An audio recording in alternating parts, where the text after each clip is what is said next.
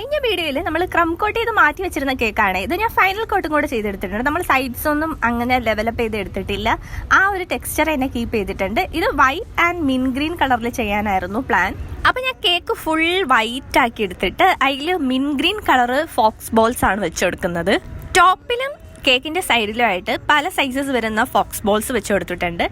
എന്നിട്ട് നമ്മൾ white colour sugar ബോൾസും കൂടെ ആഡ് ചെയ്ത് കൊടുക്കുന്നുണ്ട്. ഞാൻ അതിനുശേഷം കുറച്ച് എഡിബിൾ ആയിട്ടുള്ള ഗോൾഡൻ ഗ്ലിറ്റേഴ്സ് കൂടെ ആഡ് ചെയ്ത് എടുക്കുന്നുണ്ട്. ഈ കേക്ക് വീട്ടിൽ എല്ലാവർക്കും ഇഷ്ടമായി. കാരണം കാണാൻ ഭയങ്കര സിമ്പിൾ ആൻഡ് എലഗന്റ് ആയിട്ടുള്ള ഒരു കേക്കായിരുന്നു. കേക്കിന്റെ ടോപ്പിൽ ഒരു ഹാപ്പി ബർത്ത്ഡേ ടോപ്പറും കൂടെ വെച്ച് കൊടുക്കുന്നുണ്ട്. ഇത് ആർക്ക് വേണ്ടിയിട്ടുള്ള കേക്കാണെന്ന് വെച്ചാൽ റൈറ്റിംഗ്സ് കാണുമ്പോൾ തന്നെ മനസ്സിലാവുമല്ലോ. എൻ്റെ തന്നെ മമ്മിക്ക് വേണ്ടിയിട്ടുള്ള കേക്കാണ്. ഞാൻ റൈറ്റിംഗ്സിൽ ഇങ്ങനെ പഠിച്ച് വരുന്നതേ ഉള്ളൂ. അപ്പോൾ ഒരുപാട് മെനയൊന്നും ഇല്ല.